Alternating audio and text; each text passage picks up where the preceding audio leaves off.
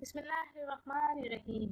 अस्सलाम वालेकुम, welcome to my channel Hasina beauty tips. I am doctor Manoor और मेरे चैनल पर आपको बहुत कुछ मिलेगा, like beauty tips, health tips और बहुत सारे वसाइल।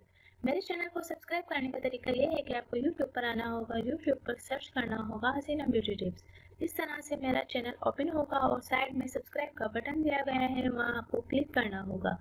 जैसे ही आप उस पर क्लिक करेंगे तो यहाँ एक फोल्डर ओपन हो जाएगा और उस पर आपको ओके करना होगा। ओके पर क्लिक करेंगे तो यहाँ बेल आइकन्स बना हुआ आएगा और बेल आइकन्स पर क्लिक करेंगे तो एक और फोल्डर ओपन हो जाएगा और उस पर आपको ऑल लिखकर सेव करना होगा। इस तरह से मेरी हर वीडियो का नोटिफिकेशन आपको शुरू में ही मिल जाएगा और मेरी हर न्यू वीडियो आपको देखने को मिल जाएंगी। तो नाज़रीन, चलते हैं आज के टॉपिक की तरफ। आज का जो मेरा टॉपिक है वो